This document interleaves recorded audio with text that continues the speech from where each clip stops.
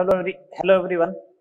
देखिएगा, अपने last class में लिक्विड सॉल्यूशन के कोलिगेटिव प्रॉपर्टी अपने स्टार्ट कर दी थी और 3 कोलिगेटिव प्रॉपर्टी पढ़ ली थी। कौन सा? एक तो पढ़ा था वाष्प दाब में आपेक्षिक अवनमन, उसके न्यूमेरिकल भी कर लिए थे। ठीक है।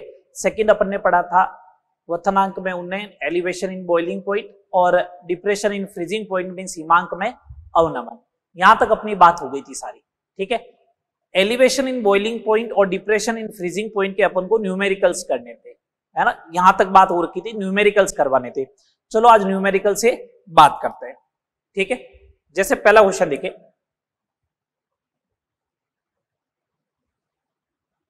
सिक्स ग्राम एनवीएस, एनवीएस का मतलब समझ गया, नॉन वोलेटाइल सॉल्यूट, अवाष्पशील विलेय पदार्थ को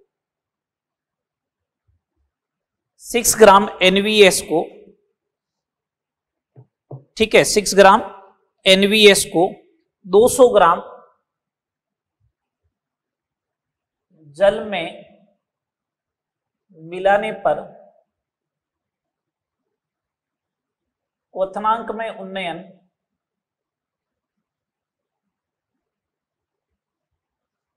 क्वथनांक में उन्नयन 0.104 डिग्री सेल्सियस हो जाता है।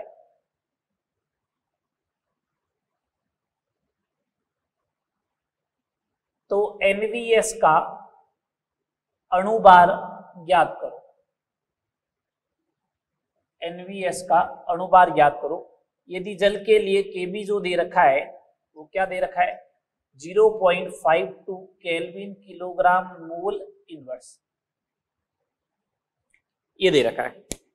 ठीक है। तो चलिए देखते हैं इसको, क्वेश्चन को कैसे डील करना है।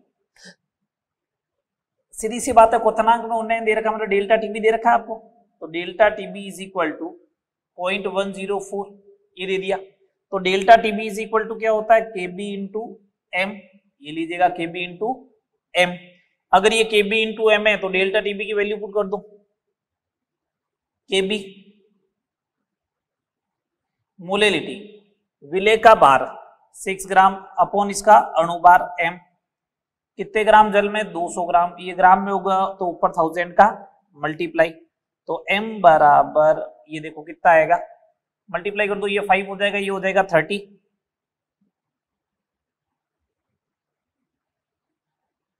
ये आएगा, बोलो।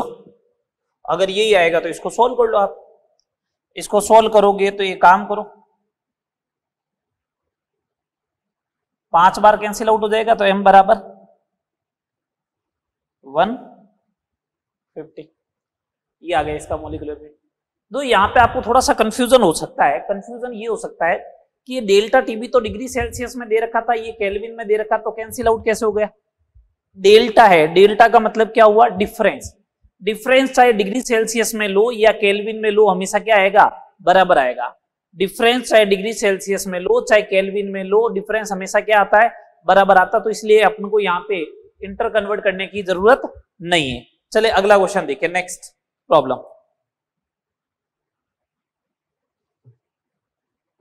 देखिए। नेक्स्ट प्रॉब्लम,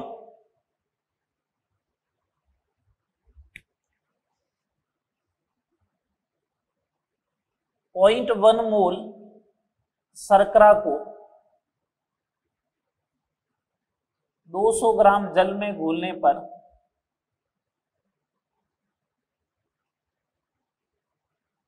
विलयन का क्वथनांक क्या होगा? क्वथनांक क्या होगा यदि Kb4H2O 0.52 डिग्री सेल्सियस पर मोलर। ये भी तो यूनिट होती है, डिग्री सेल्सियस पर मोलर। तो करें अब इसको, देखो कैसे टैकल करना है। Delta TB is equal to क्या होगा? KB into M. ये लो, केबी कितना? 0.52, एम कितना दे रखा है? 0.1 और 200 ग्राम में दे रखा है, तो 1000 का ऊपर क्या मल्टीप्लाई, यही बात हुई। 2 0 से 2 0 कैंसिल हो गया, 1 से ये कैंसिल हो गया, 0.52 डिवाइड बाई 2, इसका मतलब 0.26 आ जाएगा। अगर 0.26 अगर आ गया तो डेल्टा टीबी अगर 0.26 है तो अपन को विलियन का बॉइलिंग पॉइंट या विलियन का क्वथनांक जो होगा, विलियन का क्वथनांक जो होगा वाटर है तो 100 प्लस डेल्टा टीबी।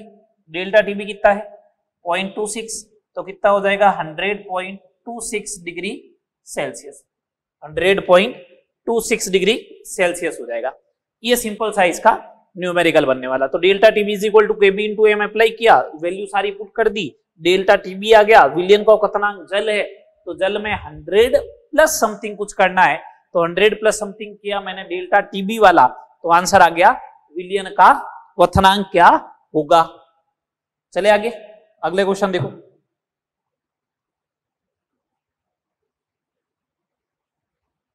अगला क्वेश्चन देखिए आप,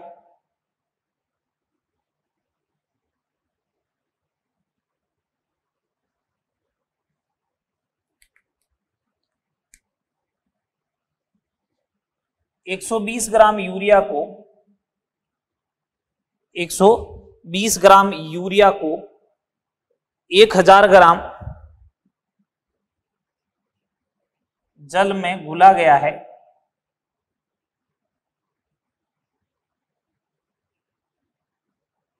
तो विलियन का हिमांक ज्ञात करो यदि KF for water 1.86 kelvin kilogram पर मोल, ये दे रखा है। ठीक है, ये अगर अपन को दे रखा है तो अब इसको क्वेश्चन को कैसे डील करें, सिंपल सा है। इस बार KF पूछा है तो मतलब डेल्टा TF कैलकुलेट कर लो, delta TF is equal to KF into M, इससे हो जाएगा। ठीक है, डेल्टा TF कैलकुलेट करना तो KF कितना हो गया 1.86 इंटू मोलेलिटी, कितना ग्राम 120 ग्राम, तो 120/60 ये हो गया मोल, अपॉन विलायक हो गया ग्राम में 1000, तो ऊपर 1000 का मल्टीप्लाई ये कैंसिल आउट हो जाएगा, 1.86 इंटू 2 3.72 डिग्री सेल्सियस बोलो या केल्विन बोलो एक ही बात है। Freezing point of solution, water का फ्रीजिंग पॉइंट कितना होता है 0 माइनस 3.72 माइनस का 3.72 डिग्री सेल्सियस, केल्विन में चाहिए तो केल्विन में कन्वर्ट कर दोगे, डिग्री सेल्सियस को केल्विन में कन्वर्ट करना तो आता ही है। ठीक है बात, चले आगे, चलो 3 क्वेश्चन हो गए।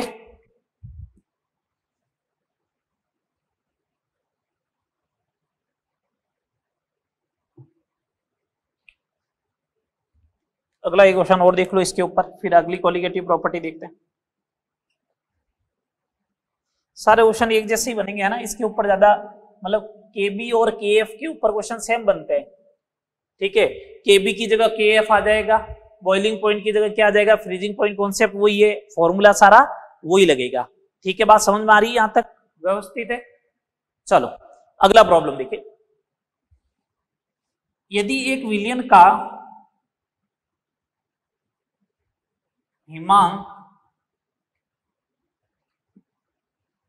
-3.72 डिग्री सेल्सियस है तो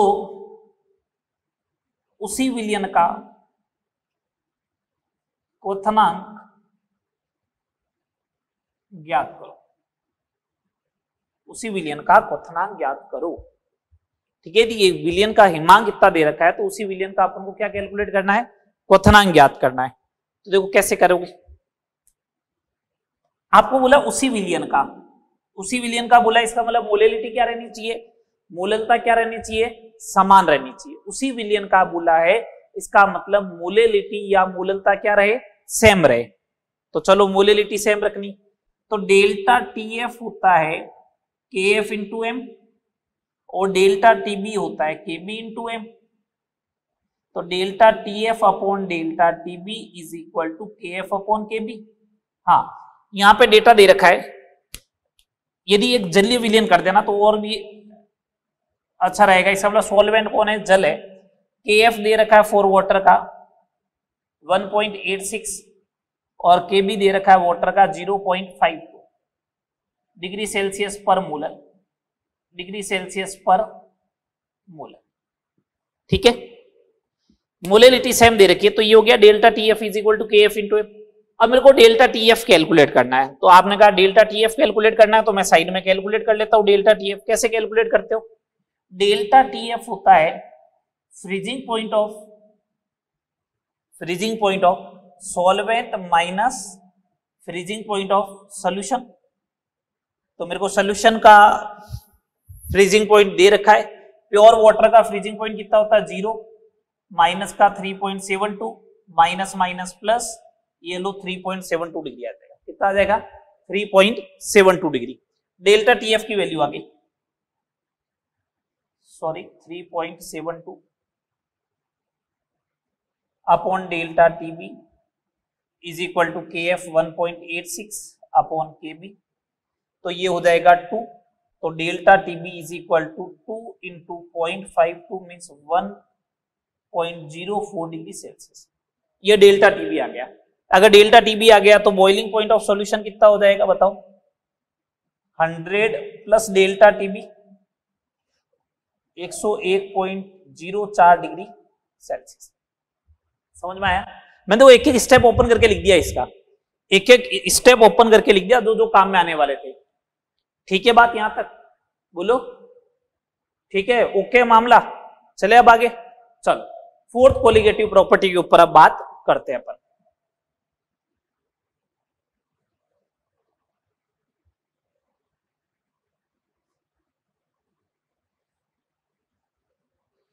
फोर्थ नंबर कोलिगेटिव प्रॉपर्टी पे बात करते हैं।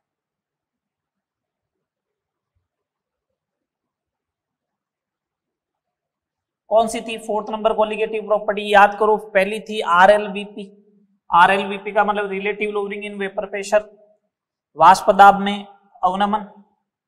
दूसरा क्या था? हिमांक, ये क्वथनांक में उन्नयन। तीसरा क्या था? हिमांक में अवनमन। यही थे।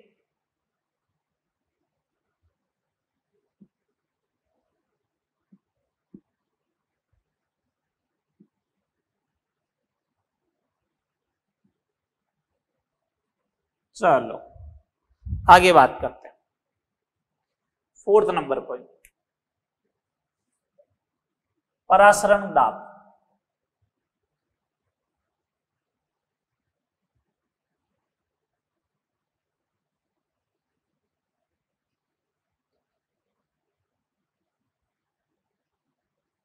ऑस्मोटिक प्रेशर,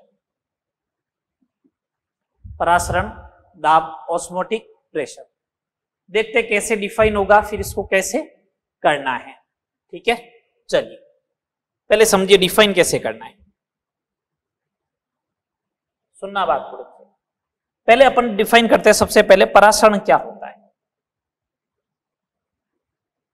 फर्स्ट अपन बात करते हैं परासरण क्या होता है।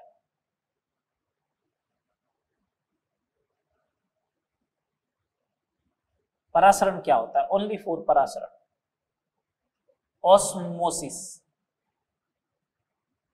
ऑस्मोसिस क्या होता है, परासरण क्या होता है? तो सुने बात को,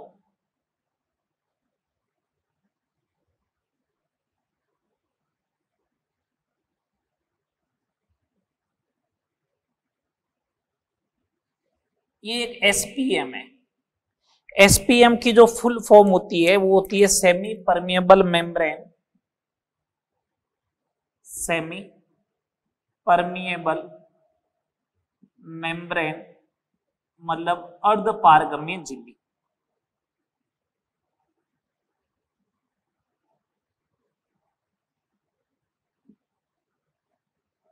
अर्धपारगम्य झिल्ली। अच्छा, अर्धपारगम्य झिल्ली का फंक्शन क्या होता है, क्या होती है? ये अपने में से केवल विलायक के अणुओं को गुजरने देती है।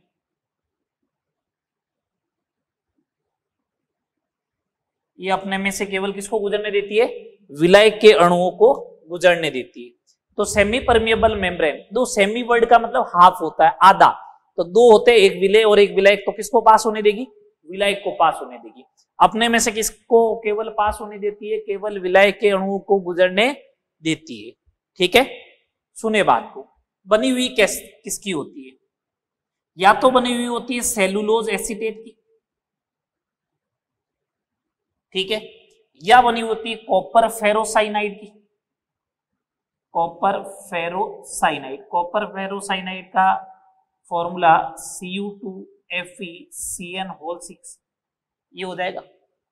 या तो कॉपर फेरोसाइनाइड की बनी हुई होगी या फिर किसकी बनी हुई होगी, कॉपर फेरोसाइनाइड या सेलुलोज एसीटेट की, जो अपने में से केवल किसको पास होने देती है, विलायक के कणों को पास होने देती है। ठीक है बात, यहां तक बात क्लियर। अब सुनना बात को, अब आगे सुने बात। इधर मैंने रखा एक विलायक प्योर सॉल्वेंट और इधर मैंने रखा एक विलियन। इधर तो विलियन है, सॉल्यूशन है, और इधर रखा अपन ने शुद्ध विलायक, ये लो शुद्ध विलायक। एक साइड में शुद्ध विलायक है, दूसरी साइड में क्या है, विलियन है। यहां तक बात क्लियर, बोलो। कैसा भी जो फ्लो होता है, कैसा भी फ्लो जो होता है वो हमेशा हाई से लो की तरफ होता है। कैसा भी फ्लो हमेशा हाई से लो की तरफ, जिसका फ्लो होने वाला है हमेशा उसकी उच्च सांद्रता से निम्न सांद्रता की ओर होता है।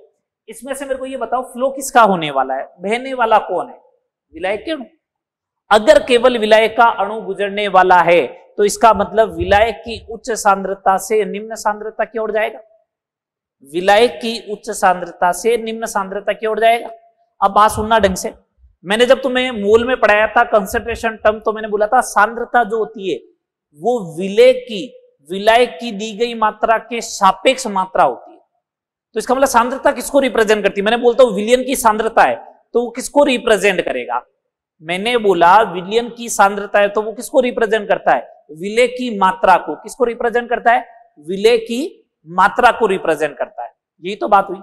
तो सुने, यहां पे विलेय की मात्रा कम है, यहां पे विलेय की मात्रा ज्यादा। यहां तो विलेय है ही नहीं ना, शुद्ध विलायक है, इधर विलेय है।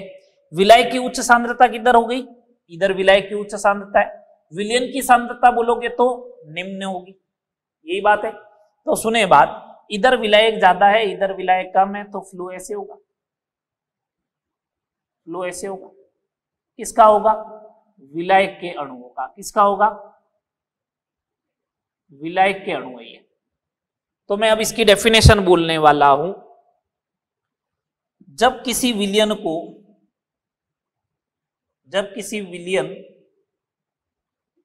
एवं शुद्ध विलायक को एसपीएम के द्वारा, सेमी परमिएबल मेम्ब्रेन द्वारा पृथक किया जाता है, तो विलायक के अणुओं का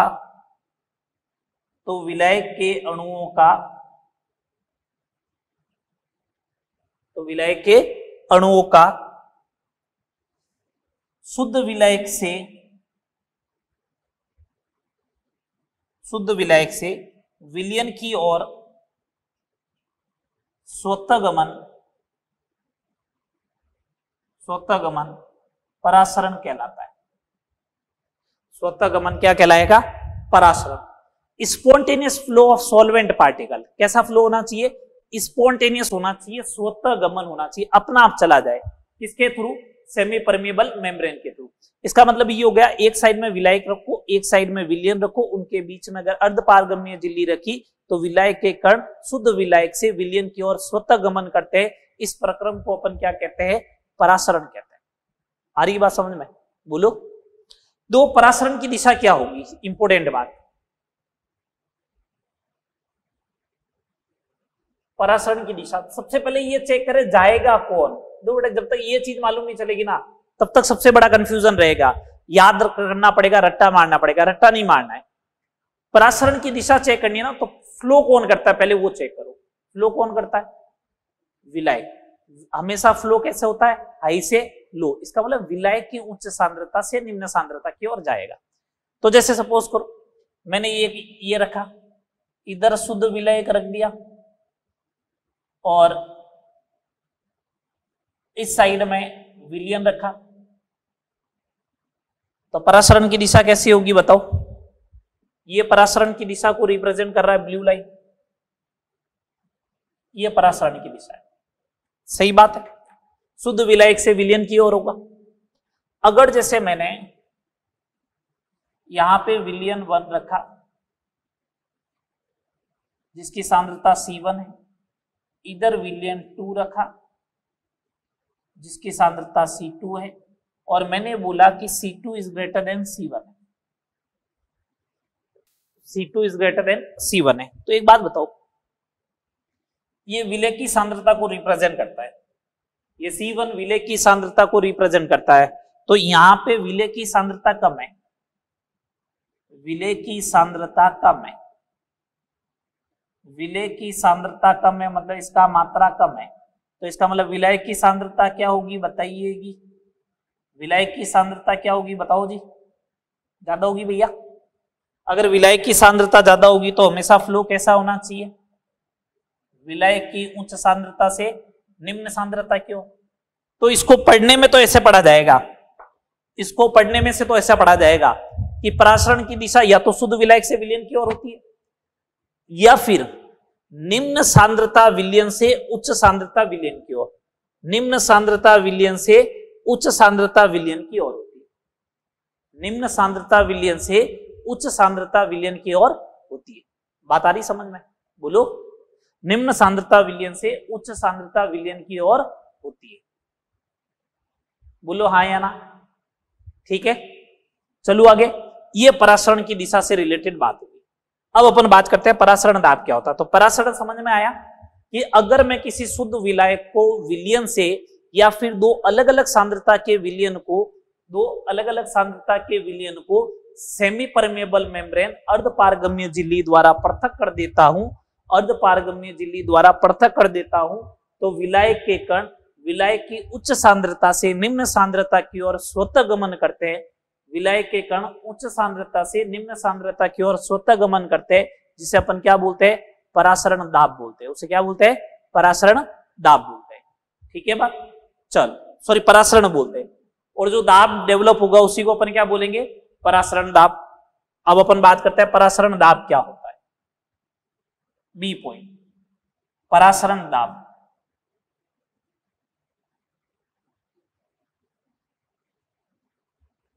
परासरण दाब क्या होता है उसकी बात करते हैं। सुनिएगा बात, दो टाइप से डिफाइन कर सकता हूं, दो टाइप से डिफाइन कर सकता हूं। जैसे ये आपने इस टाइप का एक कॉनिकल फ्लास्क लिया, इस टाइप से इसका जो बॉटम था इसको आपने कट करके एक सेमी परमेबल मेम्ब्रेन लगा दी यहां पे, ये इस टाइप से, और इसको रख दिया एक विलियन में। ठीक है, ये पहले इतना भरा हुआ था,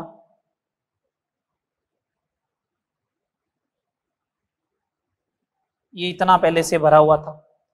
ठीक है, ये है एसपीएम। ठीक है, ये लो,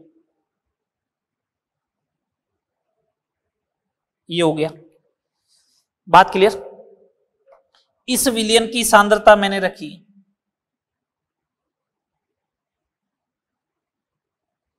C1 और इस वाले विलियन की सांद्रता रखी मैंने C2, और मैंने बोल दिया C2 is greater than C1 है। मैंने मान लिया कि C2 is greater than C1 है। बात आ रही समझ में। अब सुनना बात, इस विलियन की सांद्रता उच्च है, इस विलियन की सांद्रता इस विलियन की सांद्रता कम है, इस विलियन की सांद्रता ज्यादा है। तो मैंने अभी बोला परासरण किधर होता है, निम्न सांद्रता विलियन से उच्च सांद्रता विलियन की ओर। तो परासरण ऐसे होगा, परासरण ऐसे होगा, ये परासरण हो रहा है, ये परासरण हो रहा है, ये परासरण हो रहा है। परासरण में कौन जाएगा, विलायक के कण, जो रेड हो रहे हैं वो विलायक के कण। जब विलायक के कण इसके अंदर एंटर करेंगे तो इसका लेवल बढ़ेगा ऐसे,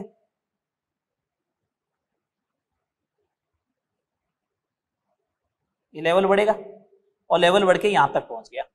पहले लेवल यहां था, अब लेवल यहां बढ़ गया, तो इसका मतलब ये हाइट h डेवलप हो गई, ये हाइट h डेवलप हो गई।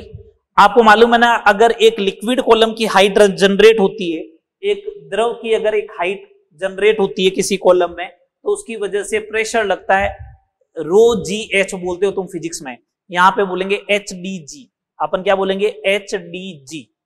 तो सुने बात को, सुनना बात को, इसकी डेफिनेशन कैसे लिख सकता हूं मैं। परासरण के कारण,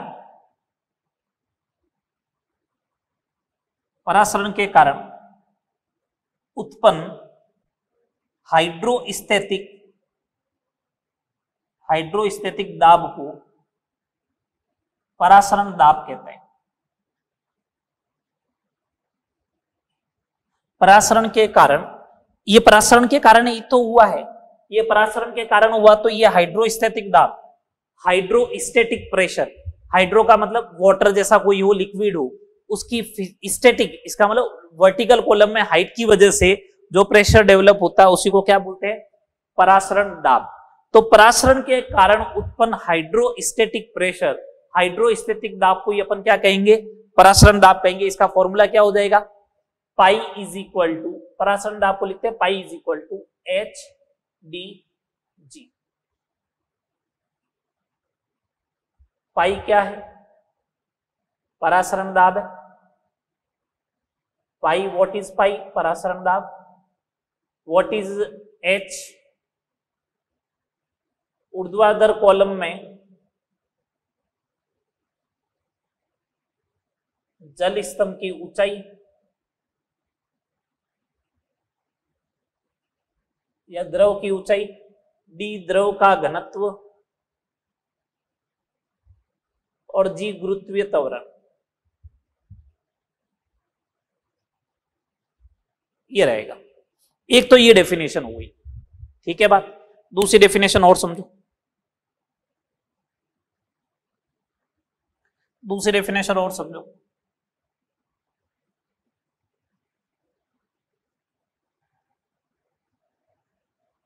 जैसे ये मान लो प्योर विलायक की है, शुद्ध विलायक की है, और इधर क्या है, विलियन है, यही बात है।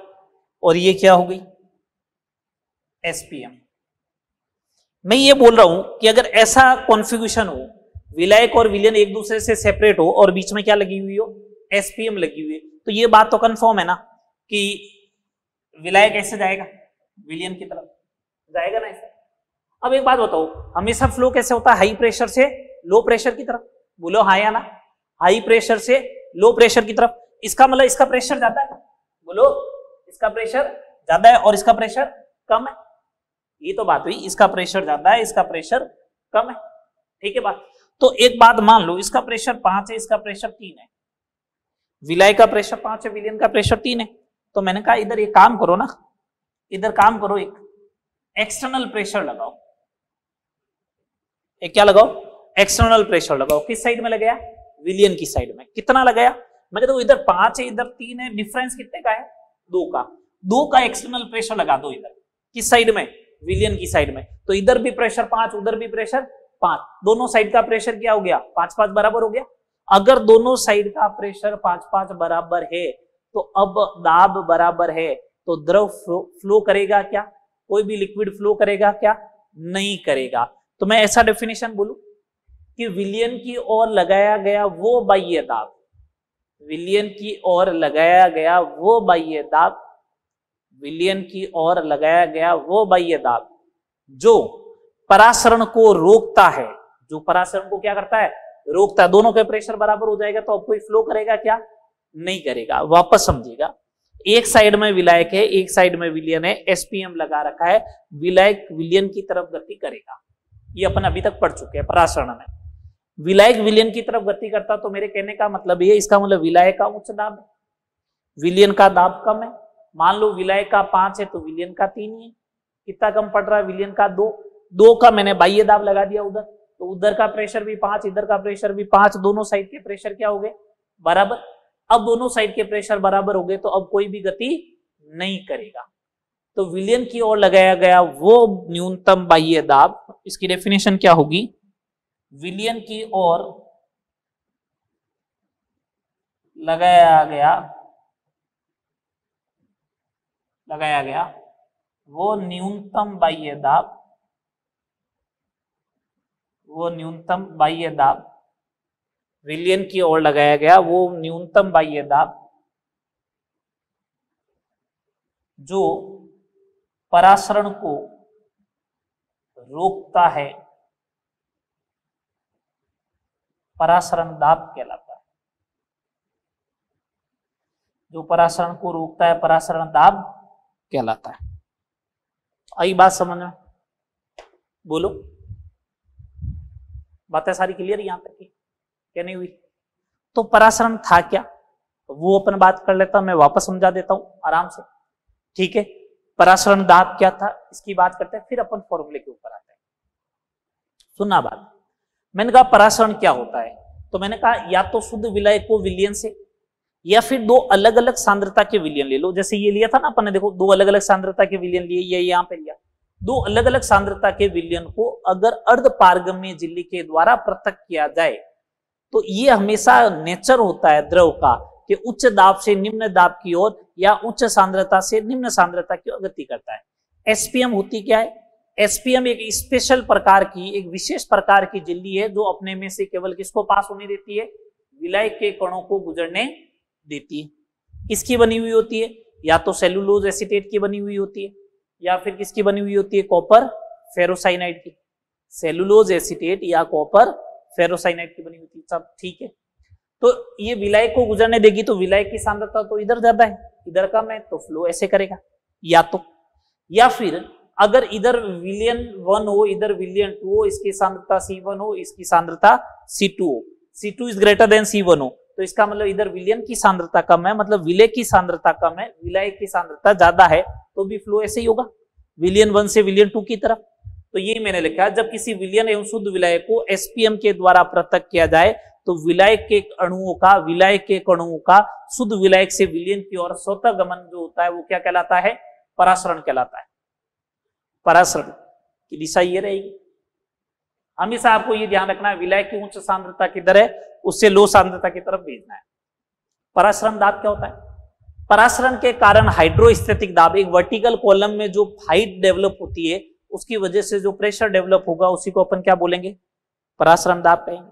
पाई इज इक्वल टू क्या होता है? HdG होता है। सेकेंड नंबर डेफिनेशन, कि अगर मैंने किसी विलयक, शुद्ध विलयक और विलयन को अर्ध पारगम्य झिल्ली द्वारा पृथक किया है तो विलयन की ओर लगाया गया वो न्यूनतम बाह्य दाब जो परासरण को क्या कर सके? स्टॉप कर सके, रोक सके, उसी को अपन क्या कहते हैं? परासरण दाब कहते हैं। यहां तक बात सारी क्लियर? चले अब इसका फॉर्मूला लिखा देता हूं, परासरण दाब का फॉर्मूला देखे फिर अपन आगे बात करते हैं। पहले पूरी थ्योरेटिकल बात करेंगे, फिर न्यूमेरिकल्स की बात करेंगे।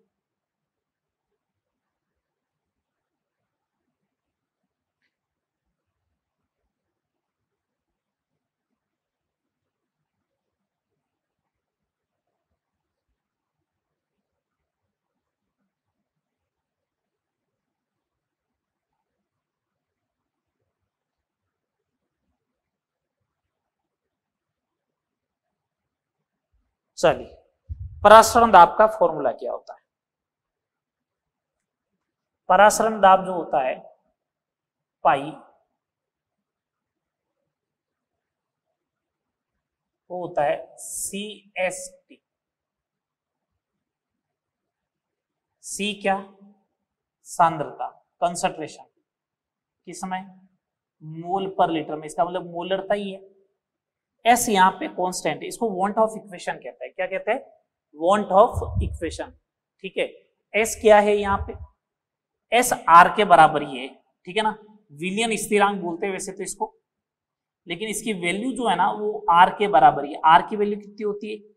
0.0821 लीटर इंटू ATM पर मोल इंटू केल्विन। मेरे को जब जरूरत पड़ेगी ना रफली आइडिया के लिए, तो इस वैल्यू को 1/12 भी ले सकते हो, इस वैल्यू को अप्रोक्सीमेट 1/12 ले सकते हो। और T क्या है? तापमान है, किसमें है? केल्विन में। क्यों? अपन को वर्टिकल हाइट की कॉलम तो देगा नहीं, अगर वर्टिकल हाइट की कॉलम दे तो फिर तो पाई इज इक्वल टू क्या लगाना है? HdG, अदरवाइज अपन को ये मिलेगा। यहां तक बात क्लियर? चले आगे, चलो आगे बात करते हैं। अब अपन बात करते हैं, चलो एक एक दो दो क्वेश्चन से, चलो पहले अपन ऐसी नॉर्मल बात करते हैं। समपरासरी विलयन कुछ डेफिनेशन बताता हूं। समपराशरी विलयन, ऑस्मोटिक आइसोटोनिक सॉल्यूशन। समपराशरी विलयन की इंग्लिश वर्ड हो जाएगा आइसोटोनिक सॉल्यूशन। डेफिनेशन क्या है? वे दो विलयन जिनके परासरण दाब क्या होने चाहिए? बराबर। वे दो विलयन जिनके परासरण दाब क्या हो? समान हो, π1 इज इक्वल टू π2 हो, उनको अपन क्या बोलते हैं? समपराशरी विलयन। वे विलयन जिनके परासरण दाब क्या हो? समान हो, उनको बोलते हैं समपराशरी विलयन। π1 इज इक्वल टू π2। π1 का फॉर्मूला लिख दो, C1St C2St, St से St हो गया कैंसिल, C1 बराबर C2। अगर कोई समपराशरी विलयन है, तो उनके लिए C1 बराबर क्या होगा? C2 भी होगा। अगर कोई समपराशरी विलयन है तो उनके लिए C1 बराबर क्या होगा? C2 भी होगा। बात क्लियर? बोलो। अगर समपराशरी विलयन है तो C1 बराबर क्या होगा? C2 भी होगा उसके लिए। ठीक है बात? चलो आगे बोलो। अच्छा, जैसे मैंने एक एग्जांपल लिया, एक और है, एक डेफिनेशन और है, अति पराशरी एंड अल्प पराशरी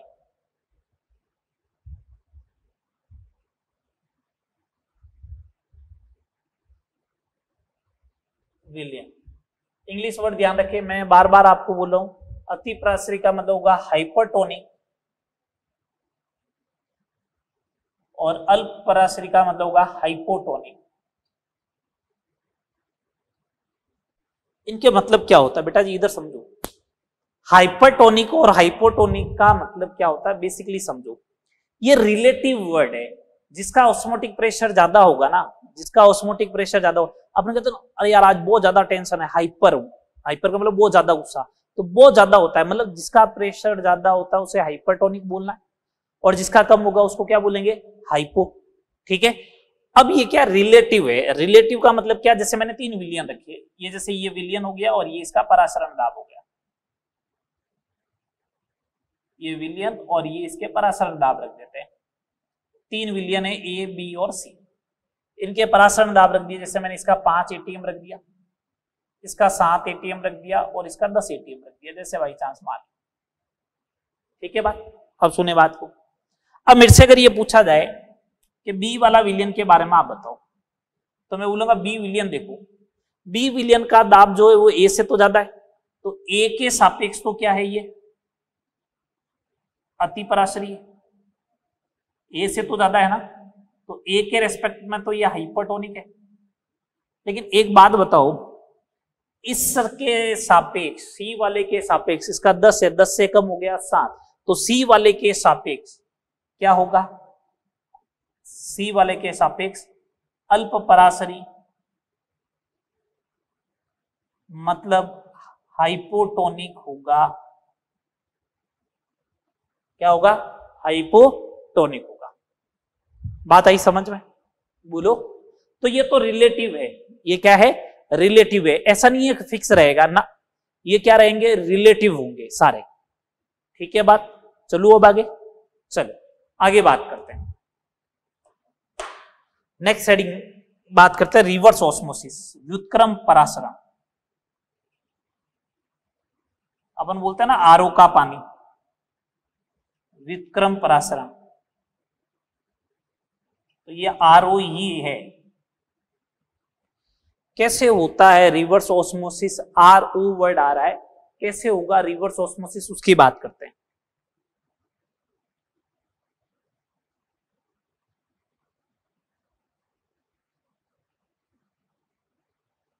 ये लीजिए, ये एसपीएम हो गई। क्या हो गई? एसपीएम। इधर विलयन है, इधर शुद्ध विलायक है,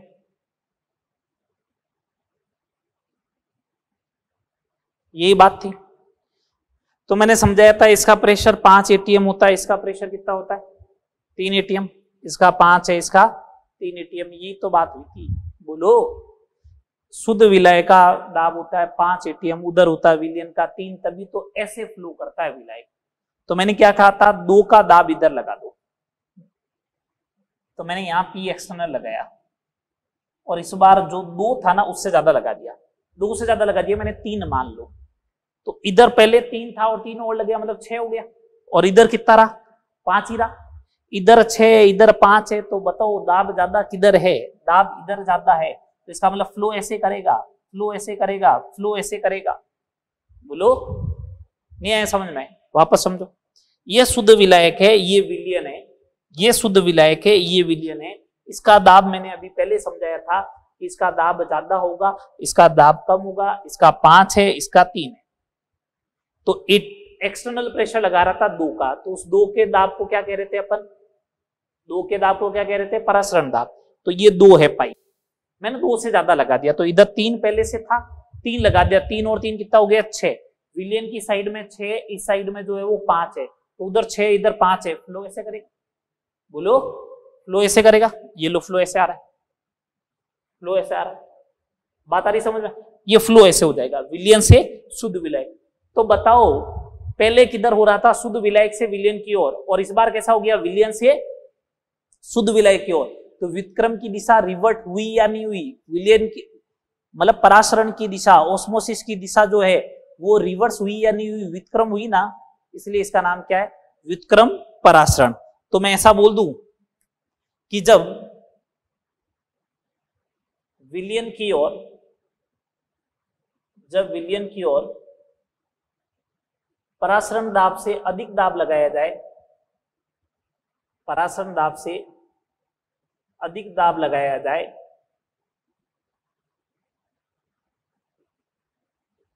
तो परासरण की दिशा व्युत्क्रम हो जाती है।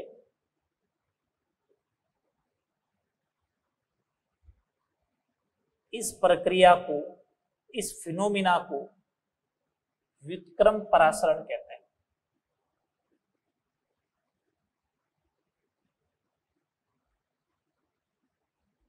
इस प्रक्रिया को क्या कहते हैं, व्युत्क्रम परासरण कहते हैं। इसका यूज क्या किया जाता है,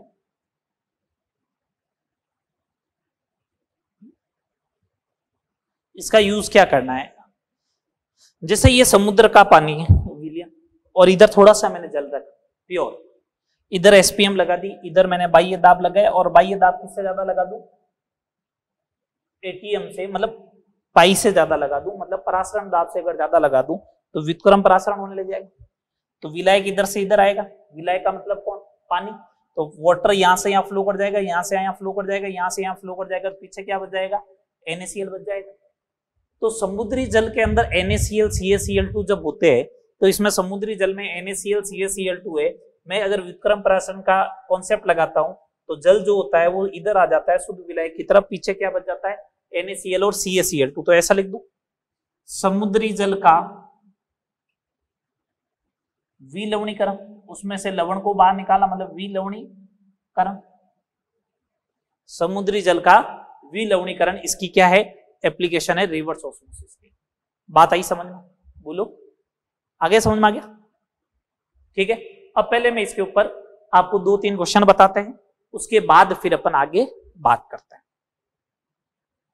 ये ऑस्मोसिस का कंसेप्ट कंप्लीट हो गया, ऑस्मोसिस का कंसेप्ट कंप्लीट हो गया ये पूरा, ठीक है, सब कुछ लिखा दिया मैंने। चल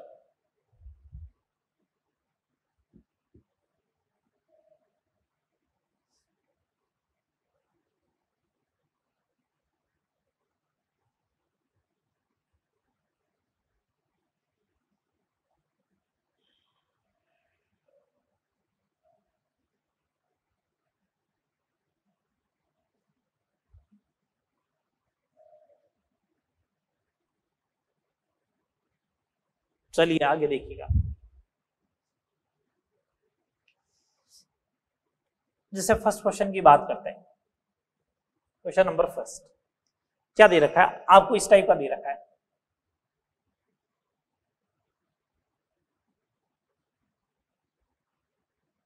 ESPM है, ये 10% यूरिया सॉल्यूशन है, ठीक है, और इधर 20% urea solution, aqua solution of urea. ये ए है, ये बी है, ये ए और बी है। आपसे पूछा परासरण की दिशा बताइए, बिल्कुल सिंपल सा क्वेश्चन है, परासरण की दिशा बताओ, यह पूछा गया। ठीक है, परासरण की दिशा बताइए, तो बहुत आसान सा क्वेश्चन, कैसे करेंगे? आपको तो ये ध्यान रखना है कि हमेशा परासरण जो होता है, हमेशा परासरण जो होता है वो निम्न सांद्रता से उच्च सांद्रता की ओर होता है। निम्न से, ये विलयन के लिए बात कर रहा हूं, मैंने अलग से बता दिया था, विलयन की सांद्रता निम्न है, इसका मतलब विलायक ज्यादा होगा, इधर विलायक कम होगा, तो विलायक की उच्च सांद्रता से निम्न सांद्रता की ओर, तो विलयन की निम्न, ये विलयन है यूरिया, तो 10%, ये 20%, तो इसका मतलब 10% यूरिया से किधर जाएगा, 20% यूरिया की तरफ जाना चाहिए, यही होगा। 10% यूरिया से 20% यूरिया की साइड में जाएगा। चलो सेकेंड नंबर क्वेश्चन देखिए,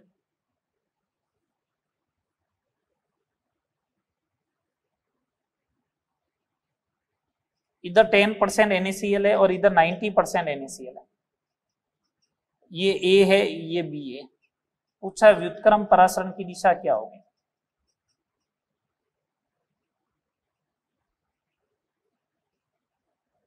व्युत्क्रम परासरण की दिशा क्या होगी, अपन से ये पूछा गया। ठीक है, व्युत्क्रम परासरण की दिशा बताते हैं। अपन तो ये बोलते हैं व्युत्क्रम परासरण की दिशा नॉर्मल ऑस्मोसिस होता है या नॉर्मल परासरण होता है, उससे अपोजिट डायरेक्शन में होता है। तो मैं तो बोल रहा हूं परासरण की दिशा का उल्टा कर देना बस। तो परासरण की दिशा देख लो, परासरण की दिशा जो होती है वो लो से हाई, विलियन के रेस्पेक्ट में बात कर रहा हूं, इसके रेस्पेक्ट में विलियन। बेटा ये बार बार ध्यान रखना, मैं बोल तो ये रहा हूं कि विलय की उच्च सांद्रता से निम्न सांद्रता की ओर, तो ये तो विलियन की निम्न सांद्रता है, विलियन की निम्न सांद्रता होगी, इसका मतलब विलय की तो उच्च सांद्रता ही होगी, ऐसे जाएगा। आ रही बात समझ में? अब सुने, ये 10% NaCl है, उससे किधर जाना चाहिए, 90% NaCl की तरफ, तो व्युत्क्रम परासरण की दिशा हो जाएगी उल्टी, व्युत्क्रम परासरण की दिशा हो जाएगी भैया 90% NaCl से 10% NaCl की ओर। बोलो, 90% NaCl से 10% NaCl की ओर हो जाएगी। बात आई समझ में कि नहीं आई? बोलो भैया जल्दी से। ठीक है, थर्ड नंबर क्वेश्चन,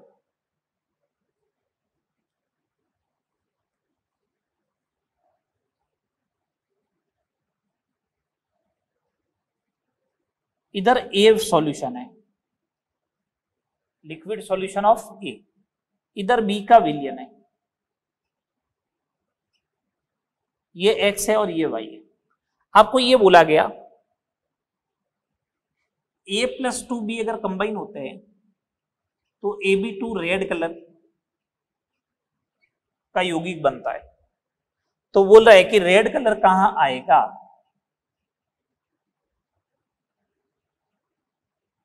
कहां आएगा, एक्स साइड में,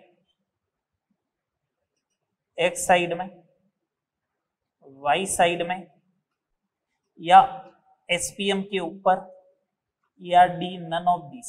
इस टाइप से क्वेश्चन पूछ लिया जाए तो देखो कैसे टैकल करें, या डी पूछेगा नन ऑफ दिस, तो ऐसे क्वेश्चन को कैसे टैकल करें? आराम से सोच लो, आराम से सोचो, इसको क्या आना चाहिए आंसर बताओ।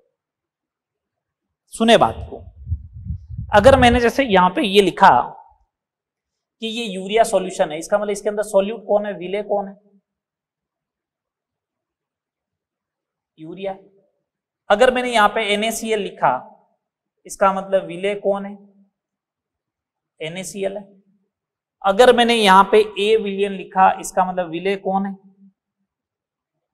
A है। इधर विलेय कौन है, B है। बोलो, ये विलेय A और B मिलेंगे तब AB2 बनेगा। जब विलेय A और B मिलेंगे तब AB2 बनेगा। क्या सेमी परमिएबल मेम्ब्रेन से, क्या अर्ध पारगम्य झिल्ली से विलेय पास होता है क्या? नहीं। अब जब विलय पास ही नहीं होगा तो ये कभी आपस में मिलेंगे ही नहीं। जब ये कभी आपस में इनका मिलन हुआ ही नहीं, आपस में मिलन हुआ ही नहीं, तो Ab2 प्रोडक्ट कभी बनेगा ही नहीं। Ab2 जब कभी बनेगा ही नहीं तो रेड कलर कभी आएगा ही नहीं, और रेड कलर नहीं आएगा इसका मतलब नन ऑफ दीज आंसर होना चाहिए। बोलो क्या बोलते हो, आया समझ में? भैया इसके अंदर विलय ए है, इसके अंदर विलय बी है, ये अर्धपारगम्य झिल्ली है, अर्धपारगम्य झिल्ली में से तो पानी जाता है, ए और बी नहीं जाएंगे। जब ए और बी गए ही नहीं तो ए इधर ही रहा, बी उधर ही रहा, तो कभी आपस में मिले ही नहीं। जब आपस में ये अगर मिले ही नहीं कभी तो Ab2 बनेगा ही नहीं, और Ab2 को भी बना नहीं तो रेड कलर आएगा नहीं, तो रेड कलर कभी भी नहीं आएगा, नन ऑफ दिस। ठीक है बात? हाँ, एक पॉइंट बता रहा हूं उसको ध्यान रख लेना। अपन ने एक यूज पढ़ा था कोलिगेटिव प्रॉपर्टी का। कोलिगेटिव प्रॉपर्टी का अपन ने यूज क्या पढ़ा था? अपन ने कोलिगेटिव प्रॉपर्टी का यूज ये पढ़ा था, सुनने बात को, कोलिगेटिव प्रॉपर्टी का अपन ने यूज ये पढ़ा था कि अणुसंख्यक गुणधर्म जो होते हैं, अणुसंख्यक गुणधर्म का उपयोग विलय के अणुभार को ज्ञात करने में किया जाता है। अणुसंख्यक गुणधर्म का उपयोग विलय के अणुभार को ज्ञात करने में किया जाता है। तो रास्ट मेथड बताया था फ्रीजिंग पॉइंट वाले में, इसमें ध्यान रखना परासरण दाब विधि, परासरण दाब विधि के द्वारा वृद्ध अणु, जैसे कोई बहुलक हो गया या फिर प्रोटीन हो गया आदि का अणुभार ज्ञात किया जाता है। उसका रीजन ये, इनके मॉलिक्यूलर मास बहुत कम होते हैं, मॉलिक्यूलर मास बहुत ज्यादा होते हैं, मैक्रोमोलिक्यूल बोलते हैं वृद्ध अणु। अगर इनके मॉलिक्यूलर मास ज्यादा होंगे तो इनका ऑस्मोटिक प्रेशर कम आएगा, फ्रीजिंग पॉइंट डेल्टा TF और डेल्टा TB भी बहुत कम आएगा।